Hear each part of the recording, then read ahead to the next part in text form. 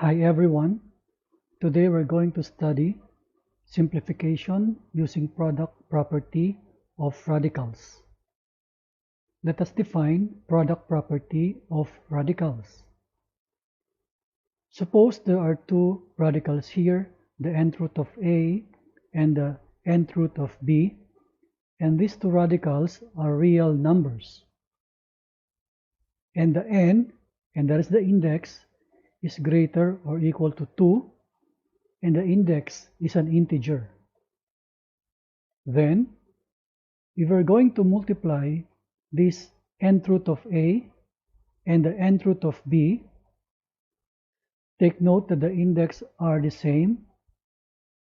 The answer will be that radical with the same index, and we're going to multiply the A and the B. So you see here, the answer is the nth root of AB. This equation here is what we call the product property of radicals. On the other hand, suppose I have a radical here, which is the nth root of a product AB.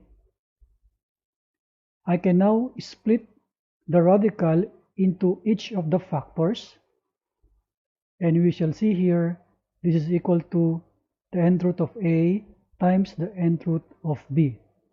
It's like the reverse of this multiplication or product property of radicals. And this idea here is what we call the simplification rule. Let us see some examples. Example 1, let us simplify square root of 500. So I put the formula here for the simplification rule. The idea is we're going to factor out the radicand or this number in such a way that one factor must be a perfect n number. Our index here is 2, so we're going to find a perfect square factor for this 500. So we have here the square root of the product 100 times 5. And this 100 is a perfect square number. So we're going to apply now our simplification rule. We're going to split the radical into each of the factors. As we see here, we have the square root of 100 times the square root of 5. Then we shall show that this 100 is equal to 10 squared. The next step, we're going to cancel the radical and the power 2.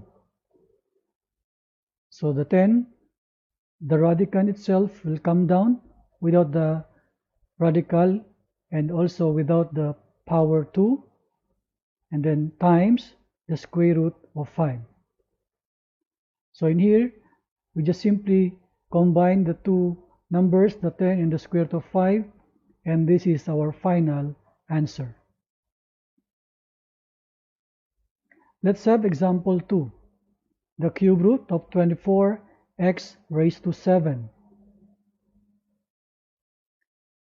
For the numerical coefficient, we will factor out this 24 in such a way that one factor must be a perfect n number. For the variable whose exponent is greater than the index, so in here our exponent of the variable is 7 and our index is 3. So the 7, the exponent is greater than the index. We're going to factor out this variable in such a way that one factor has exponent with highest multiple of n, highest multiple of the index. So as we see here, the number 24 is factored out into 8 times 3, and this 8 is our perfect cube number. Take note that our index here is 3. For the x raised to 7, we factor it out into x raised to 6 times the x. So the power 6 here is the highest multiple of the index 3. Next, we're going to split the radical into each factors of our radicand. So we have now the cube root of 8 times the cube root of 3 times the cube root of x raised to 6 times the cube root of x. And then we're going to show this number 8 to be equal to 2 cubed. This one we'll just simply copy down here, and this term here, the x raised to 6, we're going to show that this is x squared and raised to power 3. And the cube root of x we simply copy here. The next step is, for this term we're going to cancel the radical with that index 3, also the power 3. The number 2 will come down. For the cube root of 3, we'll just simply copy here.